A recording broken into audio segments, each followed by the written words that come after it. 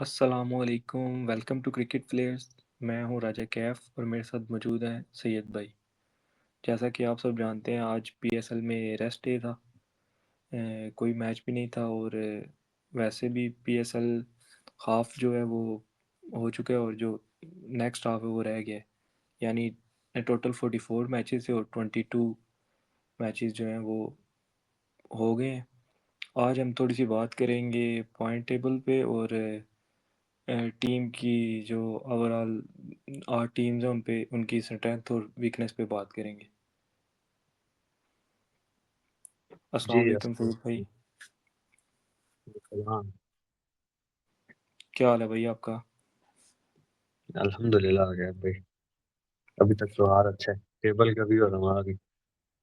जी अल्हम्दुलिल्लाह अभी तक तो बेहतरीन है, इंशाल्लाह आगे भी बेहतरीन होगा। थोड़ी सी पॉइंट टेबल पे ही बात करेंगे। आपको आपने तो अपनी टॉप फोर तो बता दी है, लेकिन थोड़ी सी बात करेंगे ज़ल्मी की। जो पेशावर ज़ल्मी है इस टाइम टेबल टॉपर है। 5 मैचेस कंसेक्टिव जीते हुए हैं वो। तो उन पे थोड़ी सी बात करेंगे, उनकी स्ट्रेंथ पे थोड़ी बात करेंगे।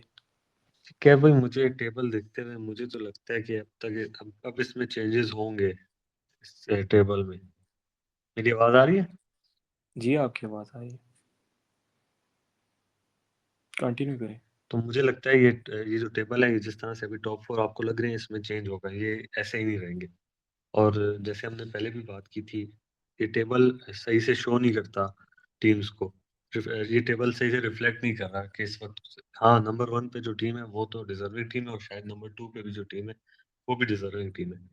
लेकिन जो 3 4 5 6 7 बाकी टीम्स हैं, वो मुझे लगता है कि अब ये सीक्वेंस थोड़ा सा चेंज होगा। इस्लामाबाद नीचे आएगी और हैदराबाद थोड़ी सी मुझे लग रहा है ऊपर आएगी। हैदराबाद और पिंडीज में से मैं आपको, मेरी एक बोल्ड प्रिडिक्शन है कि इनमें से एक टीम शायद क्वालिफाई कर जाए नंबर 4 के लिए।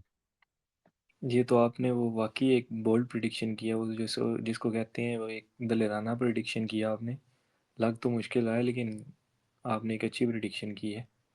और बिल्कुल ऐसे ही है यार, मैं भी देख रहा हूँ कि इस्लामाबाद यूनाइटेड की हम बार बार बात कर चुके हैं, उस पर क्या ही बात करें कि वो टॉप फोर वाली टीम लग नहीं रही। बाकी क्या पता, कुछ भी हो सकता है। चलें स्टार्ट करते हैं। थोड़ी सी ना ज़ल्मी की जो है ना वो, पहले बैटिंग पे बात करते हैं थोड़ी।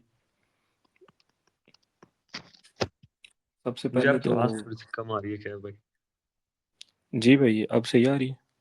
हाँ, आप ठीक। मैंने कहा ज़ल्मी पे थोड़ी सी बात कर लेते हैं, ज़ल्मी की बैटिंग पे पहले बात करते हैं। बैटिंग उनकी जो स्ट्रेंथ है वो तो, ओपनर आपको पता है बाबर आजम जो कि अच्छी फॉर्म में नज़र आ रहे हैं। 5 मैच खेल चुके हैं उनके, 230 स्कोर हैं गालिबन, और 132 का स्ट्राइक रेट है। वो अच्छे टच में नज़र आ रहे हैं। जी, पेशावर ज़ल्मी की जो टीम है, इसका ये बताना मुश्किल है। और ये सरप्राइजिंग है, पहली बार शायद पीएसएल में ये ऐसे हुआ है कि पेशावर ज़ल्मी की आपको देख के पता नहीं चल रहा इनकी मेन स्ट्रेंथ इनकी बैटिंग है या बॉलिंग है, क्योंकि दोनों इनकी इक्वली गुड है। बिल्कुल ऐसे ही है। मैं आपकी बात से इत्फाक करता हूँ कि ये शायद पहली दफ़ा ही ऐसा हुआ है। पिछले 3-4 सालों से तो पेशावर ज़ल्मी अपनी बॉलिंग को मिस कर रही है, लेकिन इस दफ़ा अभी तक तो दोनों, बल्कि तीनों तीनों डिपार्टमेंट में वो बहुत अच्छे जा रहे हैं। फील्डिंग में भी उनका मेरे ख्याल से 95% कैच रेशो है, वो सबसे ज़्यादा है इस पीएसएल में। तो फील्डिंग जो है ना वो वाकई जो बॉलिंग, अच्छी बॉलिंग को बूस्ट अप करती है, तो वो चीज़ नज़र आ रही है। जी, जी, बिल्कुल। आपने बिल्कुल ठीक तरह से एक्सप्लेन किया। इनकी फील्डिंग, इनकी बैटिंग, इनकी बॉलिंग, इनकी कप्तानी, इन बैटिंग ऑर्डर सब कुछ इनका परफेक्ट चल रहा है। मुझे कोई आप ढूँढे भी तो इवन के कुछ आपको पता है फेमस बाबर आज़म के जो हेटर्स हैं, जो यूट्यूब चैनल भी बना के बैठे हुए हैं या वैसे भी ट्विटर पे होते हैं या दूसरे सोशल मीडिया ऐप्स पे, मैं उनको देख रहा था, वो भी तारीफ़ कर रहे थे बाबर की कप्तानी की। जिस तरह से कल उसने राइट हैंडर्स के ओपनर आने के बावजूद उसने इफ्तिखार को ही पहला ओवर दिया। उसके बाद अली रज़ा बोल रहा हूँ, नाहीद राना और सुफियान मुकीम के ओवर पावर प्ले के बाद जिस तरह से उसने यूज़ किए, फिर बैटिंग ऑर्डर जिस तरह से पेशावर ज़ल्मी भेज रहा है, कल फरहान यूसुफ को प्रमोट किया, वैसे जब 14-15 ओवर तक कोई आउट ना हो तो ब्रेसवेल को प्रमोट करते हैं। तो सब कुछ इस टीम के बारे में परफेक्ट चल रहा है और टेबल जिस तरह से शो कर रहा है कि ये टीम बाकी टीम से कम 10 कदम तो आगे है, हर डिपार्टमेंट।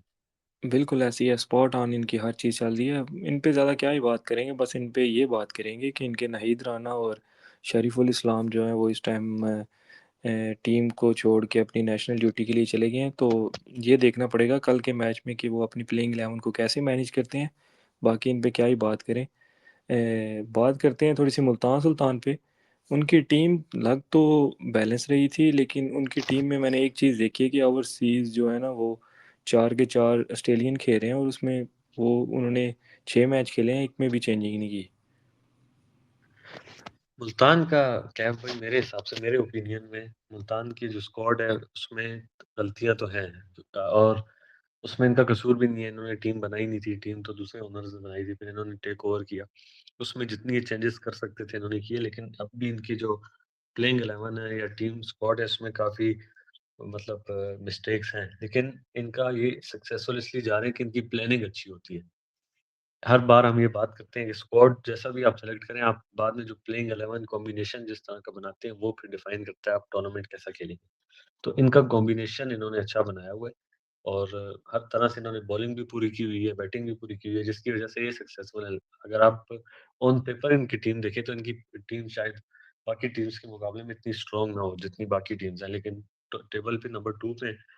तो मिस्टेक्स तो हैं, लेकिन मैं दाद दूँगा इनकी प्लानिंग को, इनके जो कोच हैं टिम पेन और जो इनके कैप्टन हैं एस्टन टर्नर, वो बहुत अच्छी तरह से अपनी टीम को लड़वाते हैं और अब बॉलर्स को बहुत अच्छी तरह यूज़ करते हैं। और टिम पेन की भी प्लानिंग जो है वो अच्छी लग रही है, जिस वजह से ये सक्सेसफुल हैं। गलतियाँ मौजूद हैं, मिस्टेक्स अब भी हैं। बॉलिंग डिपार्टमेंट में वसीम जूनियर क्लिक नहीं कर रहे। इन्होंने पहले शहज़ाद गुल को ट्राई किया, फिर इस्माइल को ट्राई किया।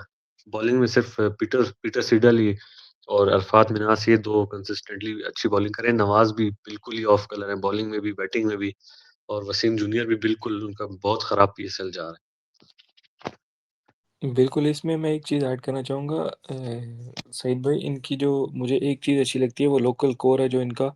इनके पास काफ़ी लोकल टैलेंटेड प्लेयर है। जैसे इस्माइल है, इस्माइल में भी मैंने देखा है वो काफ़ी उसमें टैलेंट है। उसके अलावा इनके फैसल अकरम है, इनके पास अराफात मिन्हास है, इनके पास जो शान मसूद हैं वो भी बहुत अच्छा जो है ना, मैं मुझे उनको देख के खुशी हो रही है कि उन्होंने इवॉल्व किया गेम के साथ। वो बहुत अच्छी बैटिंग कर रहे हैं इस साल पीएसएल में। कल मैं सुन रहा था कि उनकी इस साल पीएसएल का स्ट्राइक रेट 178 है। तो ये एक अच्छी जो है ना चीज़ है मुल्तान सुल्तान्स के लिए। जी, जी, बिल्कुल। जिस तरह से वो परफ़ॉर्म कर रहे हैं, बिल्कुल अच्छी पॉज़िटिव चीज़ है। पाकिस्तान के लिए भी अच्छी है, उनके लिए भी अच्छी है और वही बात है, वही बात मैं करूँगा कि कॉम्बिनेशन इनका अच्छा बना हुआ है। ये अपने प्लेयर्स को बेस्ट जगह पे यूज़ कर रहे हैं और प्लानिंग इनकी बहुत अच्छी होती है, जिसकी वज़ह से ये कामयाब चल रहे हैं अब तक।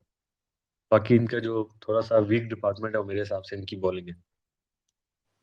बिल्कुल, वो इनकी बॉलिंग में अराफात मिन्हास जो है वो कंसिस्टेंट, अगर वो उनका काम हो वो एक्यूरेसी के साथ बॉलिंग करते हैं, और पीटर सिडल अच्छी बॉलिंग कर रहे हैं। उसके अलावा नवाज़ भी बिल्कुल बिल्कुल ऑफ कलर नज़र आ रहे हैं। वो पीएसएल के पहले वर्ल्ड कप में से ही वो ऑफ कलर हैं, तो अभी तक उन्होंने कोई अच्छी बॉलिंग नहीं की। और साथ में उसको देखना पड़ेगा,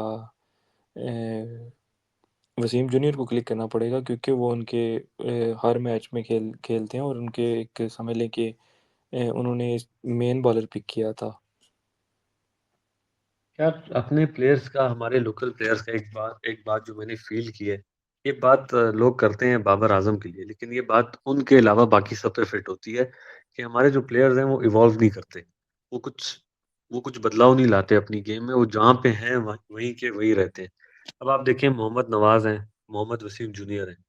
आप बहुत इनकी बातें होती हैं कि ये बेस्ट डेथ बॉलर हैं और दूसरा नवाज़ की बातें होती हैं बहुत। लेकिन आप देखें क्या नवाज़ ने अपनी बॉलिंग में आपको कुछ नज़र नहीं आ रहा होगा, इन्होंने कुछ चेंज किया हो या कुछ एक्यूरेसी लाई हो या कोई नई वेरिएशन लेके आए हो। तो हमारे प्लेयर्स कुछ अरसा, जब एक थोड़ा-सा अरसा आया था कि जब ये इस एक ही ग्रुप खेल रहा था, तो उसका पॉज़िटिव चीज़ें भी होती हैं, नेगेटिव भी होती हैं। तो हमने नेगेटिव ज़्यादा, हमारी किस्मत में नेगेटिव चीज़ें ज़्यादा हैं। ये हो गए, शादाब हो गए, बजाय इवॉल्व करने के, बजाय और अच्छा होने के, ये वापस पीछे आ गए। बाकी भी आप देख लें, शाहीन अफरीदी, नसीम शाह, हारिस रऊफ, कोई भी आगे नहीं गया, सब पीछे ही आए हैं। तो ये देख के बहुत ही मुझे अफ़सोस हो रहा है कि पीएसएल में पाकिस्तानी कोई प्लेयर अब तक कोई इस तरह से स्टैंड आउट नहीं कर रहा। कोई भी, आपका leading run scorer Khushal Mendis है, लीडिंग विकेट टेकर सुफियान मुकीम है, जो कि एक वाहिद पॉजिटिव चीज़ है जो इस पीएसएल की आपको नज़र आती है पाकिस्तान के लिए। बाकी फास्ट बॉलिंग देख लें, हमारे ऑलराउंडर्स देख लें, हमारे बैटर्स देख लें, कोई आपको कहीं भी कुछ नज़र नहीं आ रहा। तो बड़ी कंसर्निंग चीज़ है, और एक मैं तो कहूँगा आई ओपनर है ये पीएसएल। बिल्कुल ऐसा ही है। लास्ट हमारी परफॉर्मेंस भी देख लें पाकिस्तान क्रिकेट टीम की, तो ये बिल्कुल एक आई ओपनर है। और ये काफ़ी एक ना, कह लें कि सुफियान मुकीम के अलावा वाकई आपने जो बात की है, कोई चीज़ ऐसी पॉजिटिव नज़र नहीं आ रही इस पीएसएल में पाकिस्तान के लिए। चलें, इन पे भी बात होगी, अब थोड़ी सी बात करते हैं इस्लामाबाद यूनाइटेड पे। तो इस्लामाबाद यूनाइटेड पे क्या ही बात करें। इनकी बैटिंग तो मुझे तो कुछ खास नज़र नहीं आ रही। समीर मिनास के यार अलावा कोई बैट्समैन इनका कोई खास नज़र नहीं आया इस पीएसएल में। बिल्कुल, ये बात भी हमने उस दिन की थी जब आई थिंक विंडीज और इस्लामाबाद का मैच था, कि जिस दिन समीर मिनास आउट हो जाएंगे, उस दिन फिर इनका पता चलेगा कि इनकी बैटिंग यूनिट कैसा है। और वो अब तक फ्लॉप ही हुआ है। और बॉलिंग भी देख लें, बॉलिंग भी इनके पास कोई भी एक, मतलब इन्होंने कोई बहुत ऐसा बॉलर नहीं लिया जो इनको हर मैच में डिलीवर करके देगा। हमेशा हम बात करते हैं, जितनी बार भी इस्लामाबाद की बात की है, इनकी बॉलिंग बहुत ज़्यादा वीक है। और मैं तो हैरान हूँ, रेहान उल्लाह एक अच्छा क्रिकेटिंग ब्रेन है। हर साल वो एक अच्छी टीम बनाते हैं, हर बार ये टूर्नामेंट फेवरेट्स कहलाते हैं टूर्नामेंट से पहले, क्योंकि इतने अच्छा स्क्वाड ये पिक करते हैं। इस बार पता नहीं रेहान भाई ने क्या किया है, क्या सोच रहे थे वो ये बॉलिंग पिक करते हुए, उनको कैसे लगा कि ये बॉलिंग उनको पीएसएल जिता सकती है। सईद भाई, इसमें एक चीज़ ऐड करना चाहूँगा। शायद उनको ये जो वेन्यू चेंज है ना, ये अफेक्ट कर गए, वरना उन्होंने पिंडी में 6 मैच खेलने थे। यार उनकी बैटिंग फिर भी वैसी नहीं है जो जैसे हर साल होती है, कि वो पिंडी में 250 करके या 220 करके, 230 करके डिफेंड कर लेंगे। इनकी जैसी बॉलिंग है, ये इनके लिए 250 रन भी मुझे नहीं लगता सेफ हो। ये भी चीज़ है, लेकिन उन्होंने जो पिंडी के लिए जो पिक किया था वो मार्क चैपमैन था, आपको पता है वो पाकिस्तान में बहुत अच्छा खेलता है, और कानवे भी पाकिस्तान में अच्छा खेल लेता है, स्पेशली पिंडी की जो विकेट है उस पे। तो शायद ये उन्होंने सोच के लिया हो, लेकिन माफ वाली बात ठीक है, उनकी बॉलिंग ऐसी नहीं है कि वो इतने भी डिफेंड कर सकें। बिल्कुल ऐसे ही है, बैटिंग भी एक आप देखिए समीर मिनास ही चल रहे हैं, बाकी कोई भी नहीं चल रहा। तो आप लाहौर कलंदर के स्क्वाड के बारे में क्या आपकी राय है? मुझे तो उनका जो देख के लग रहा है कि नईम जो है, नईम इन पिचेस पे तो बिल्कुल बिल्कुल नाकाम है। लाहौर कलंदर्स का मसला वहां से शुरू हुआ कि इन्होंने अपना आधा पर्स, आपने देखा ऑक्शन में, इन्होंने अपना आधा पर्स फखर जमान और हारिस रऊफ पे ही जाया कर दिया। उसके बाद इनके पास कुछ बचा ही नहीं। इन्होंने डायरेक्ट साइनिंग अच्छी की थी, मुस्तफिज, लेकिन उसके अलावा इन्होंने कोई ऐसा प्लेयर नहीं लिया जो इनको मैच जिता सके। इनके पास आप देखिए बैटिंग में फखर जमान है, जो कि काफी टाइम से अब अपनी बेस्ट क्रिकेट नहीं खेल रहे, लेकिन फिर भी वो एक मैच विनर है। कभी किसी दिन चल गए तो मैच जिता देंगे। उन पे तो बैन लग गया था, 2 मैच खेले ही नहीं। बाकी आप देखिए मोहम्मद नईम, हसीबुल्लाह, आसिफ अली, 3 ये हैं, सिकंदर रजा 4। और इन्होंने बंगाली प्लेयर लिया था एक, परवेज हुसैन इमोन। इनकी बैटिंग बहुत मुझे वीक नजर आ रही है। मोहम्मद नईम ठीक है, इनका पीडीपी प्रोडक्ट है, ये भी इनका अ, एक मैं कहता हूँ नेगेटिव पॉइंट है कि ये कोई पीडीपी प्रोडक्ट आता है तो उसको बहुत ज्यादा ही चांस दे देते हैं ये लोग। हारिस रऊफ को देखें, मतलब ठीक है उन्होंने आप आपके लिए परफॉर्मेंसेस की भी हैं, लेकिन जो जैसे आपने देखा कराची के अगेंस्ट लास्ट ओवर उसको दे दिया, जबकि उबैद शाह ने उससे अच्छी बॉलिंग की थी। तो ये जो एक आप एक रिस्ट्रिक्टेड माइंड के साथ फिर आप क्रिकेट खेलते हैं तो फिर यही होता है। आप मोहम्मद नईम को आप बैक कर रहे हैं, जबकि उसने कोई ऐसी परफॉर्मेंस इस सीजन भी नहीं दी। लास्ट ईयर उसने एक दो अच्छी इनिंग्स खेली, वो बिल्कुल ही फ्लैट ट्रैक था। जिस जिस मैच में बिल्कुल ही फ्लैट ट्रैक था, उसमें नईम ने परफॉर्म किया था। तो जब तक ये अपने उस माइंडसेट से नहीं निकलेंगे कि हमने पीडीपी प्रोडक्ट को हम ड्रॉप भी कर सकते हैं, हम दूसरे को किसी को भी चांस दे सकते हैं, तो मुझे नहीं लगता इनका कुछ होगा। सईद और भाई, आपकी बातों में एक तो बात ऐड करना चाहूँगा, उसके बाद हम नेक्स्ट टीम की तरफ बढ़ेंगे। एक तो ये चीज़ जो इनकी मुझे पॉजिटिव लग रही है, वो उबैद शाह हैं। उबैद शाह हर मैच में अच्छी बॉलिंग कर रहे हैं। और दूसरा, एक चीज़ मैं आप में ये आपकी बातों में ऐड करना चाहूँगा कि लाहौर कलंदर की मुझे ना प्लानिंग में भी इशू लग रहे हैं। वो जैसे आप वाली बात, वो ये नहीं देखते कि पिच कैसा बिहेव करेगी, क्या करेगी, वो देखते हैं कि हम लास्ट कैसे मैच आ रहे थे और हम आगे मैच में हमने उस प्लानिंग के साथ जाना है। तो वो चीज़ जो है ना, उनको ये हर्ट कर रही है बिल्कुल। लाहौर का तो मुझे तो ये भी नहीं पता इनका कोच कौन है, इनका डिसीजन मेकर कौन है, कौन डिसीजन लेते हैं सारे। अगर आप आपको शाहीन पता पे छोड़ते हैं सारे डिसीजन, तो वो भी इतना कोई एक्सपीरियंस खिलाड़ी या इतना एक्सपीरियंस कप्तान नहीं है जो आपको अकेले सारे डिसीजन लेके वो आपको टूर्नामेंट जिता दे। तो मुझे तो पता ही नहीं इनके डिसीजन मेकर्स कौन है जो ये डिसाइड करते हैं प्लेइंग 11 क्या, बैटिंग ऑर्डर क्या, टॉस पे क्या करना है। और आप थोड़ी सी बात करेंगे कराची किंग्स पे। कराची किंग्स स्टार टूर्नामेंट का इन्होंने बड़ा अच्छा लिया था, लेकिन उसके बाद ये जो पेशावर ज़ल्मी से मैच अपना आ रहे हैं, उसके बाद ये बिल्कुल इनके वो कह रहे हैं कि वीक पॉइंट सारे नज़र आ गए हैं उसके बाद। उससे पहले तक तो ये लग रहा था कि ये आराम से क्वालिफाई कर जाएंगे। आपको याद होगा मैंने ये बात की थी एक वीडियो में कि कराची को जो झटका मिला है इससे रिकवर करने में इनको 2-3 गेम्स लग जाएंगे। तो वही नजर आ रहा है। और जो इन्होंने स्क्वाड को एक ब्रेक दिया वही गलती मुल्तान ने की है, लेकिन मुल्तान ने थोड़ा सा अलग टाइप कर दिया, वो सारी टीम ही ट्रेवल कर रही है लेकिन वो टीम साथ ही होगी।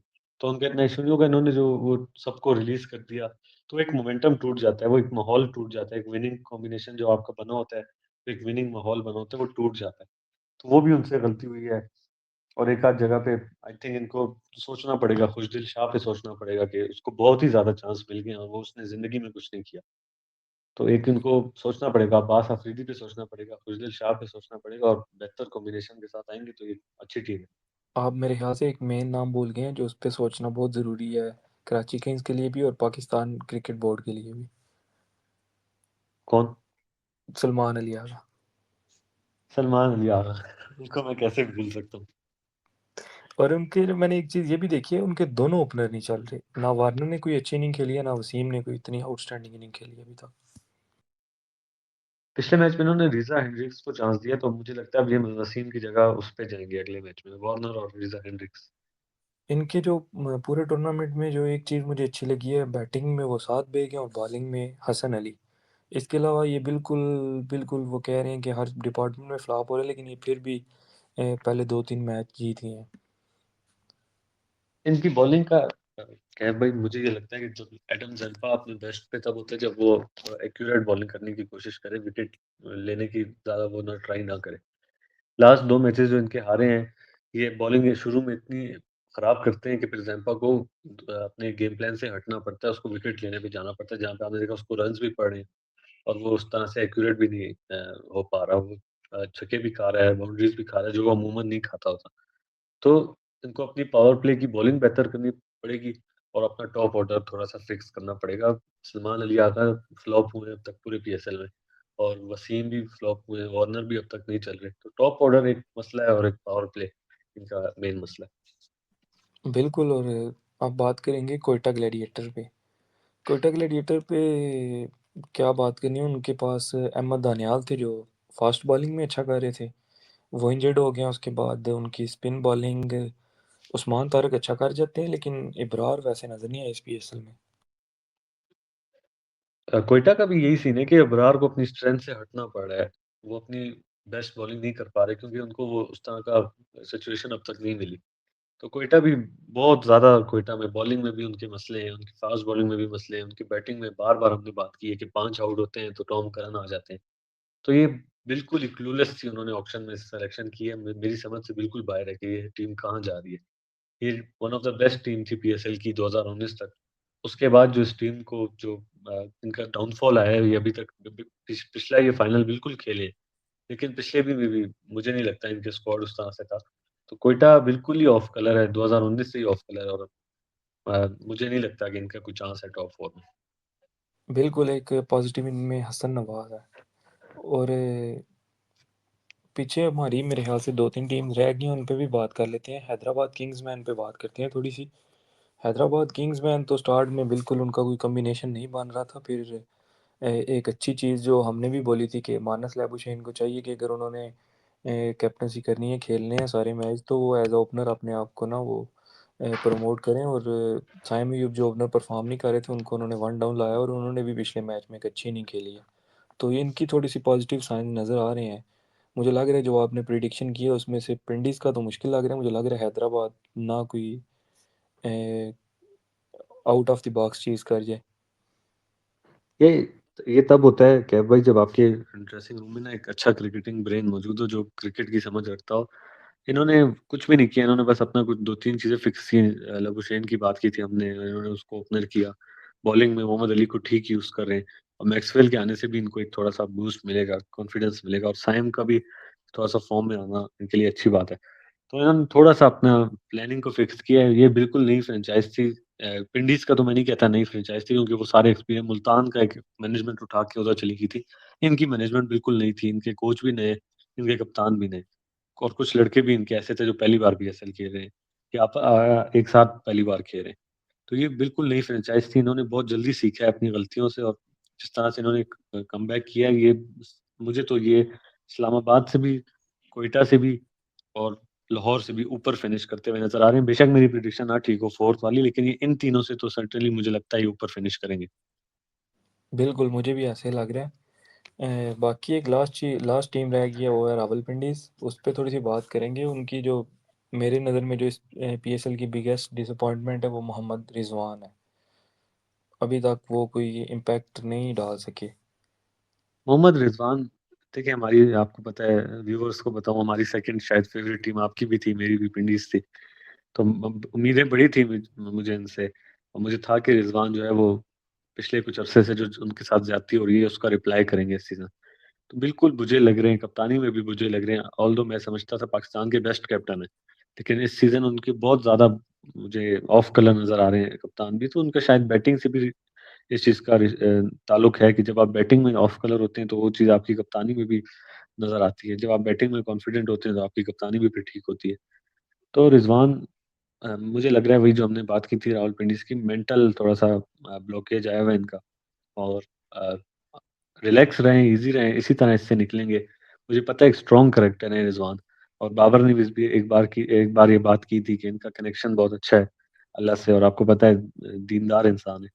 तो छोड़ दें बाहर की बातों को देखना, सोचना मैनेजमेंट बदल जानी है, हर प्लेयर को ये बात सोचनी पड़ेगी कि आप अपने आप को ना खराब करें, आपके करियर के टाइम लिमिटेड है। तो उसको इस मैनेजमेंट के चक्कर में खराब ना करें, इस मैनेजमेंट ने बदल जाना है। आज या कल इसने बदलना ही बदलना है। ये सारी ज़िंदगी नहीं रहनी ये मैनेजमेंट।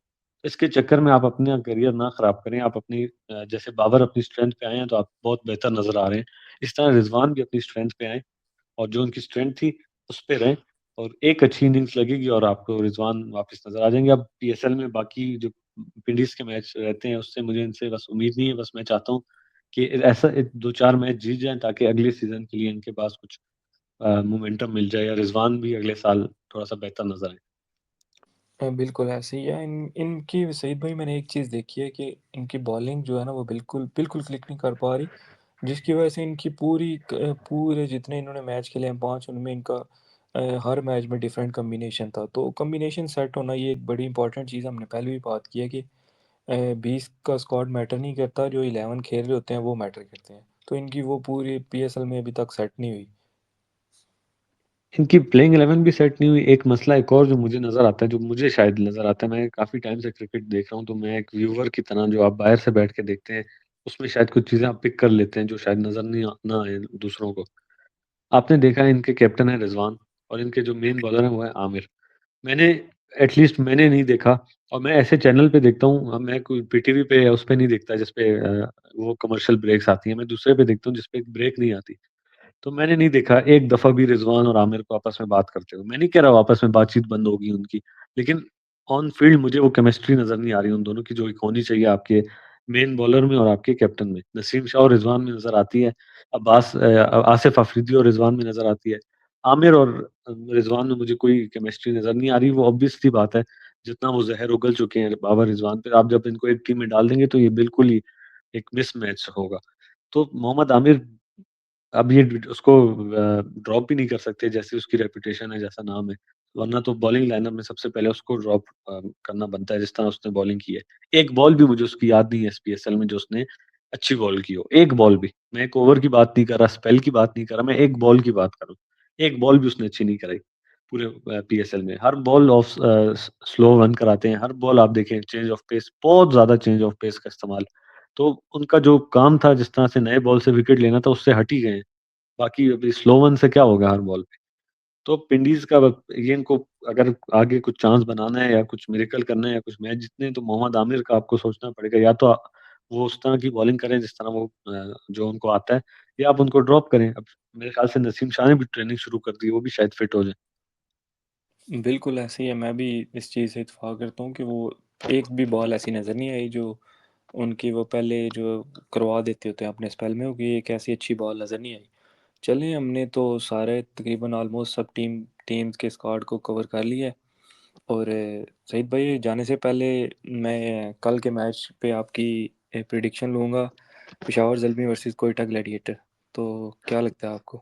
मैं स्ट्रेट अवे पेशावर ज़ल्मी कहूँगा, और जो लोग इस इंतज़ार में हैं कि नाहिद राना के जाने से शायद पेशावर को फ़र्क पड़ेगा, तो सर हमारे पास पेशावर के पास लाइक टू लाइक रिप्लेसमेंट मौजूद है नाहिद राना की, वो है अली रज़ा।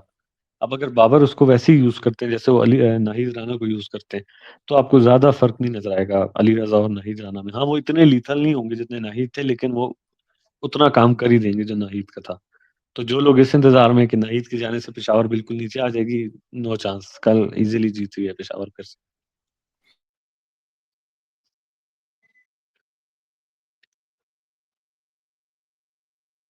मेरी आवाज़ आ रही है आपको भाई? जी, जी, आ रही है। मैं एक चीज़ बोलूँगा कि मैं कल पेशावर ज़ल्मी की लाइनअप को बड़े गौर से देख रहा हूँ कि वो कल क्या करते हैं, बस इस चीज़ पे मेरा गौर है। बाकी व्यूवर्स आप भी अपनी राय दे दिया करें, और अगर कोई चीज़ हमसे मिसिंग हो जाए तो कमेंट में पूछ लिया करें, इंशाल्लाह रिप्लाई मिल जाएगा। और कल एक नई वीडियो के साथ इंशाल्लाह आप लोगों से मुलाकात होगी। हमारे चैनल को सब्सक्राइब कर लें, और लाइक भी ज़रूर किया करें, और एक प्यारा सा कमेंट भी लाजमी किया करें। अल्लाह हाफिज़।